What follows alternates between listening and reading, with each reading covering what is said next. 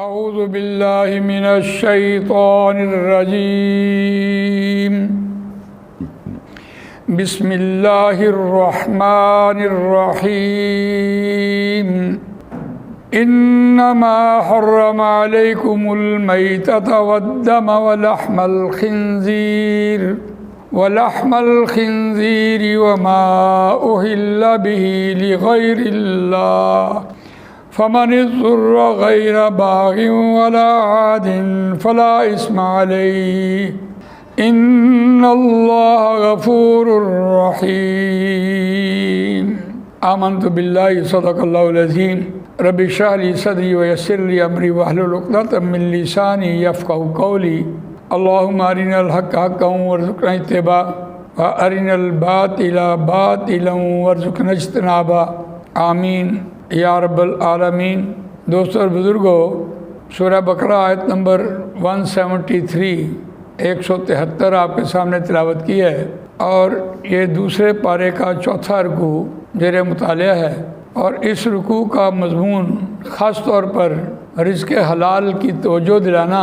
امت مسلمہ کو اس پر شکر بجا لانے کی ترغیب، اور اس رکوع کی مرکزی آیت یہ ہے جو ہم نے آج پڑھی ہے، اور اس کی پیش بندی رزق حلال سے کی گئی۔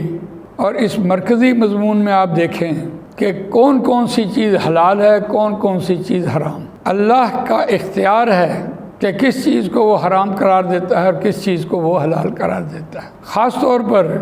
یہ مقام روزی کے حوالے سے کون سی چیز حلال ہے، کون سی حرام ہے، اور حرام کی تفصیل یہاں بیان ہوئی، اور اس حرام سے جو معاشرتی زندگی میں بے راہ روی پیدا ہوتی ہے، قرآن مجید نے اس کو مد نظر رکھا تاکہ آدمی روزی کھائے، ان سے کوئی بے راہ روی معاشرے میں کوئی ایسی خرابی نہ پیدا ہو جس سے انسان حیوانوں جیسی زندگی بسر کرے۔ تو یہ اس رکوع کی مرکزی آیت ہے۔ اب ہم اس کا مطالعہ کرتے ہیں۔ روان ترجمہ سنیے۔ انما حرم علیکم المیتۃ والدم ولحم الخنزیر وما أهل به لغیر اللہ، سوائے اس کے نہیں، صرف اور صرف اس نے حرام کیا، اللہ کی ذات نے، اللہ تعالیٰ نے حرام کیا، علیکم تم پر، میتۃ مردار، والدم اور خون، ولحم الخنزیر اور خنزیر کا گوشت، اور چوتھے نمبر پر وما أهل به لغیر اللہ، اور وہ چیز جسے اللہ کے نام کے علاوہ پکارا گیا ہو، چوتھے نمبر پر وہ حرام قرار دی۔ یہاں ایک ترتیب آئی ہے قرآن مجید کی، اور یہ ترتیب بھی انتہائی اہمیت کی حامل ہے، اور اس ترتیب کو سمجھنے کے لیے وما أهل به لغیر اللہ سمجھ لیں۔ اللہ کے نام کے علاوہ کسی اور نام پر کسی چیز کو قربان کرنا یہ حرام ہے۔ اور چوتھے نمبر پر قرآن مجید کیوں لے کے آیا کہ کوئی شخص مجبور ہو، اضطراب کی حالت میں ہو، تو 3 حرام چیزیں جب تک وہ نہیں کھاتا زندہ رہنے کے لیے، اس وقت تک یہ چوتھی چیز کو حاصل نہ کرے۔ مضمون کے اعتبار سے اور بات سمجھنے کے حوالے سے اتنی گہری بات ہے کہ آپ نے ایک نام سنا ہوگا، مولانا محمد حسین نعیمی رحمۃ اللہ علیہ، ان کی تفسیر میں کنز الایمان میں یہ بات لکھی گئی، اور آپ بھی اسے دیکھیں کہ اگر کسی شخص نے جانور کو قبلہ رخ ڈال بھی لیا اور چھری بھی تیز کر لی، اور اس کے اوپر بسم اللہ اللہ اکبر پڑھنے سے پہلے اس کے دل میں اگر یہ خیال پیدا ہو گیا کہ میں نے یہ فلانے پیر صاحب کے لیے یا کسی شخص کے لیے یا کسی بزرگ ہستی کے لیے میں نے اس کو رکھا ہوا تھا اور اس کے لیے میں قربان کرنے لگا ہوں، تو وہ چیز حرام ہو گئی ہے۔ اتنی احتیاط، اللہ کا مطالبہ ہے کہ چیز میں نے پیدا کی ہے، یہ مجھے لوٹاؤ۔ اس بات کو یوں سمجھا جا سکتا ہے کہ جس کا بیٹا ہوتا ہے اسی کی ولدیت لکھی جاتی ہے، چاہے اس کی کوئی دوسرا پرورش کر رہا ہو۔ اگر اس بچے نے اپنے باپ کا چہرہ بھی نہیں دیکھا، باپ دیکھا بھی نہیں، اور یتیم بھی ہے اور کسی کے گھر میں پل رہا ہے، پھر بھی اس کی ولدیت وہی لکھی جائے گی جو اس کا اصل باپ تھا۔ تو گویا اس سے مراد یہ ہے کہ اللہ تعالیٰ نے چیز پیدا کی ہے اور اللہ کہتا ہے کہ یہ چیز مجھے واپس کرو، میرے نام پر واپس کرو، چیز میری ہے۔ یہ بات چھوٹی چھوٹی ہے لیکن اس کو سمجھا جا سکتا ہے۔ میں نے کسی کی چیز اٹھائی اور اس کے سامنے کسی دوسرے کو دے دی، اور وہ جس کی چیز ہے وہ اس سے مانگ رہا ہے جس کو میں نے دی ہے، وہ اس کو واپس تو نہیں کر سکتا کیونکہ اس نے اس سے لی نہیں، وہ تو میں نے اس کو دی ہے، مجھے واپس کرے گا پھر میں اس کو دوں گا۔ یہ تو ہم آپس میں دوست بیٹھے ہوتے ہیں تو اس طرح سے کرتے ہیں کہ کسی کی چیز اٹھا کر دوسرے کو دے دی، اور جس کی چیز ہے اس سے مانگ رہا ہے، وہ کہتا ہے میں نے تم سے لی نہیں، تو جس سے میں نے لی ہے میں اس کو واپس کروں گا۔ تو یہ اللہ کی نعمتیں ہیں، اللہ کے نام پر قربان ہونی چاہیے، اور اس پر جو ہم جواز پیش کر رہے ہوتے ہیں وہ بھی ہم سنت ابراہیمی کے حوالے سے کہہ رہے ہوتے ہیں۔ بھئی وہ سنت ابراہیم علیہ السلام کا ایک طریقہ ہے، لیکن وہ چیز اللہ کی ہے، اس پر بسم اللہ اللہ اکبر پڑھا جاتا ہے۔ نبی اکرم صلی اللہ علیہ وسلم نے فرمایا کہ اللہ کو راضی کرنے کے لیے طریقہ میرا اختیار کرو۔ ہم نے اللہ کو راضی کرنا ہوتا ہے، نہ کہ رسول اللہ صلی اللہ علیہ وسلم کو راضی کرنا ہوتا ہے۔ اللہ کی رضا میں رسول اللہ صلی اللہ علیہ وسلم کی رضا ہے، اور رسول اللہ صلی اللہ علیہ وسلم کی رضا میں اللہ کی رضا ہے۔ وَمَن يُطِعِ الرَّسُولَ فَقَدْ أَطَاعَ اللَّهَ، جس نے رسول اللہ صلی اللہ علیہ وسلم کی اطاعت کی، پیروی کی، نقش قدم پر چلا، اس نے اللہ کی اطاعت کی، وہ اللہ کی اطاعت کر چکا۔ ہم نے اس طریقے کو اپنانا ہے، نہ کہ ہم نے اس چیز کو اس کے نام پر دینا ہے۔ اور آج آپ دیکھیے ہماری روزمرہ زندگی میں یہ چیز عام ہے کہ ہم ایصال ثواب کے حوالے سے، اب تو ہم نے اس کا نام بھی بدل دیا ہے قرآن خوانی، اس میں ایصال ثواب کے حوالے سے ہم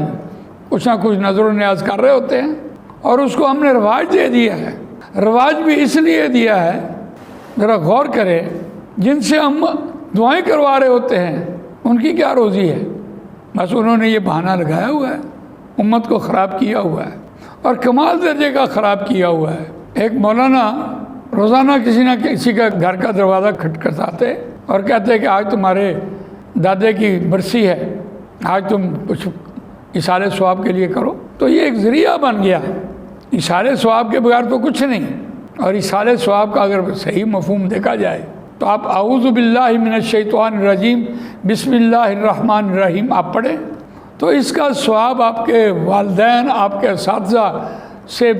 ملتا پہنچتا نبی اکرم صلی اللہ علیہ وسلم تک پہنچ چکا۔ ایصال ثواب تو یہ ہے، اور یہ ایک ذریعہ اس لیے قرآن نے بیان کیا کہ امت مسلمہ میں یہ خرابی پیدا ہوگی، اس لیے اس کی پابندی بھی ایسی لگائی کہ مردار کھا لو، خون کھا لو، حرام گوشت کھا لو، خنزیر کا گوشت کھا لو، اگر پھر بھی مرتے جا رہے ہو، وہ چیز نہیں ملی تو پھر کہیں اس کو ہاتھ لگاؤ۔ اور اس کی کلائمیکس دیکھیں، سورہ مائدہ میں بیان ہوئی ہے، سورہ مائدہ آیت نمبر 3، حرمت علیکم المیتۃ والدم ولحم الخنزیر وما اہل لغیر اللہ بہ والمنخنقۃ والموقوذۃ والمتردیۃ والنطیحۃ وما اکل السبع الا ما زکیتم وما ذبح علی النصب وان تستقسموا بالازلام ذالکم فسق، یہ فسق ہیں، یہ ساری نافرمانی کی چیزیں ہیں۔ یہاں تفصیل سے بات آ گئی کہ یہ چیز حرام ہے، اور کس طریقے سے یہاں کہا جا رہا ہے حرمت علیکم المیتۃ، حرام کی گئی تم پر، مردار حرام کیا گیا، والدم اور خون حرام کیا گیا، جمع ہوا خون، واللحم الخنزیر اور خنزیر کا گوشت، وما اہل بہ لغیر اللہ اور جسے پکارا جائے اللہ کے نام کے علاوہ، جس چیز کو اللہ کے نام کے علاوہ آپ نے پکارا۔ ہاں، میں نے اپنے گھر میں ایک جانور رکھا ہوا ہے اور بچے بلک رہے ہیں، بھوک سے ہم تنگ آ چکے ہیں، لیکن وہ بکرا یا جانور ہم ذبح نہیں کر رہے۔ کیوں ذبح نہیں کر رہے؟ ہم نے وہ کسی شخصیت کے لیے رکھا ہوا ہے کہ وہ شخصیت آئے گی تو پھر ہم اس کو ذبح کریں گے۔ تو کس کے نام پہ ہوا؟ یہ ہے اصل بات۔ ہم نے مثال کے طور پر کوئی مہمان خصوصی اپنے گھر میں بلایا اور بچے بلک رہے ہیں، بھوک سے ہم تنگ آ چکے ہیں، وہ مہمان خصوصی ابھی پہنچے نہیں، تو کھانا ویسے سجا ہوا ہے، کھانے کی جرت نہیں ہے، مہمان خصوصی آئے تو تب کہیں اس کے ہم جا کر کھائیں۔ تو یہ بات کس کے لیے تھی؟ وہ تو مہمان خصوصی کے لیے کی تھی، چاہے وہ آپ کا داماد بھی ہو سکتا ہے اور چاہے وہ آپ کے پیر بھی ہو سکتے ہیں یا کوئی بھی ہو سکتا ہے۔ تو اس اینگل سے آپ دیکھیے کہ اگر یہ پابندی لگ جائے، یہ سب چیزیں کسی کے نام پر ہیں، تو آدمی تو بھوکا مر جائے۔ یہ ہم نے اپنے اوپر پابندیاں خود لگا لی ہیں۔ والمنخنقۃ، اور جو گلا گھونٹ کے مارا گیا، کوئی جانور ہے آپ نے اس کے ساتھ رسی باندھی ہے اور اس کا گلا گھونٹ گیا، مر گیا، وہ بھی حرام ہے۔ والموقوذۃ، کسی کے چوٹ لگ گئی اور مر گیا، آپ نے اسے ذبح نہیں کیا تو بھی حرام ہے۔ والمتردیۃ، اور گرا، چھت سے گر گیا یا اوپر سے گر پڑا تو وہ بھی حرام ہے۔ والنطیحۃ، اور کسی جانور نے کسی جانور کو سینگ مارا اور وہ بھی مر گیا تو وہ بھی حرام ہے۔ یہ چاروں چیزیں آج آپ دیکھیں کہ ہماری روزمرہ زندگی میں ہمیں اس بات کا شبہ ہے اور شک ہے کہ کہیں ہم حرام تو نہیں کھا رہے۔ کوئی بھینس جو ہے اس کو کسی نے سینگ مار دیا اور وہ مر گئی اور کسائی نے اس کو ذبح کر کے لے آیا، کون سا آپ ذبح کرنے کے لیے گئے تھے؟ کوئی مرغی مری ہوئی ہے اور وہ کھلا دی گئی ہے، گدھے کھلا دیے گئے ہیں۔ اس اعتبار سے دیکھیے قرآن مجید نے ساری شرطیں بیان کر دیں، گلا گھٹ کر مارا جائے، چوٹ لگ کر مارا جائے اور گر کر مارا جائے، یا سینگ لگ کے مارا جائے، یا کسی درندے نے اس کو کھا لیا ہو، اس نے اس کو ایسی ضرب لگائی ہے کہ وہ مر گیا ہے۔ وما اکل السبع، کوئی درندہ، ہاں ایک استثناء بیان ہوئی ہے، اور ان چاروں میں سے، حلال جانوروں میں سے، الا ما زکیتم، مگر جن کو تم نے ذبح کر لیا ہو۔ کسی کو سینگ لگ گیا، ابھی وہ مرا نہیں، کوئی گرا ہے مرا نہیں، کسی کا گلا گھونٹا گیا ہے وہ مرا نہیں، اس میں سانس ہے، تو پھر آپ نے اس کو ذبح کر لیا ہے، بسم اللہ اللہ اکبر تکبیر پڑھ لی ہے اللہ کے نام کی، تو وہ آپ کے لیے حلال ہے، اور اگر وہ اسی حال میں مرا ہے تو حرام ہے۔ اور پھر وما ذبح علی النصب، اور جنہیں ذبح کیا ہو آستانوں پر، وما اہل بہ لغیر اللہ کے اعتبار سے، وان تستقسموا بالازلام، اور تم نے تیروں کے اعتبار سے جوا کھیلا ہو اور کسی کا تیر آگے نکل گیا اور اس نے جوا کھیلا، وہ بھی حرام ہے، بغیر محنت کے اس نے لیا۔ ذالکم فسق، یہ ساری باتیں نافرمانی کی باتیں ہیں۔ اور قرآن مجید نے آگے ایک مور ثبت کی ہے، الیوم یئس الذین کفروا من دینکم، آج کے دن مایوس ہو گئے وہ لوگ جنہوں نے انکار کیا، کافر مایوس ہو گئے کہ آج ساری چیزیں حرام جو تھی وہ ہمارے سامنے آ گئی ہیں، اور آج مسلمان جو ہے وہ ان چیزوں کو اختیار نہیں کرے گا تو مایوس ہوں گے۔ من دینکم، تمہارے طور طریقے سے، من دینکم، تمہارے دین سے، تمہارے سسٹم آف لائف سے، اور اے مسلمانوں فلا تخشوہم واخشونی، اب تم ان سے نہیں ڈرنا، مجھ سے ڈرتے رہنا، یعنی میرے احکامات پر عمل کرو، یہ تمہیں حرام کھلانا چاہیں تب بھی نہیں کھانا۔ اور دین یہاں آ کر مکمل ہوا، الیوم اکملت لکم دینکم، آج کے دن میں نے دین مکمل کیا، میں نے پورا کیا واسطے تمہارے سسٹم آف لائف دین کو، واتممت علیکم، اور میں نے پورا کیا تم پر نعمتی، اپنی نعمت کو، ورضیت لکم الاسلام دینا، اور میں نے پسند کیا واسطے تمہارے اسلام بطور دین، سسٹم آف لائف۔ فمن اضطر فی مخمصۃ، اور پس جو کوئی مضطرب ہوا، بیزار ہوا، بھوک سے، بھوک کی وجہ سے مرنے کے قریب ہو گیا، غیر متجانف فی الاسم، لیکن اگر اس نے کسی حرام چیز کو اختیار کر بھی لیا تو اس کو دہرایا نہیں گناہ کے اعتبار سے، فإن اللہ غفور رحیم، تو پس اللہ اس کے لیے بخشنے والا، رحم کرنے والا ہے۔ تو اس اعتبار سے دیکھیے کہ ہم نے جو آیت پڑھی تھی، اور یہ مرکزی آیت ہے حرام اور حلال کے والے سے، یہاں قرآن مجید نے دین کے مکمل ہونے کے اعتبار سے بھی بات مکمل کی ہے۔ اور یہ جو آیت ہے نبی اکرم صلی اللہ علیہ وسلم نے اپنے آخری خطبے میں ارشاد فرمائی تھی کہ یہ آج میں نے دین مکمل کیا، اور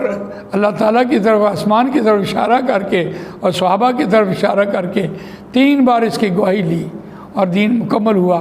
اور یہ آیت جو ہے یہ ہمارے اس رکوع کی مرکزی آیت تھی جسے آج ہم نے بیان کیا ہے۔ اللہ تعالیٰ مجھے آپ کو قرآن مجید پڑھنے، سمجھنے، اس پر عمل کرنے، اس کو دوسروں تک پہنچانے کی توفیق عطا فرمائے۔ سبحانک اللہم و بحمدک،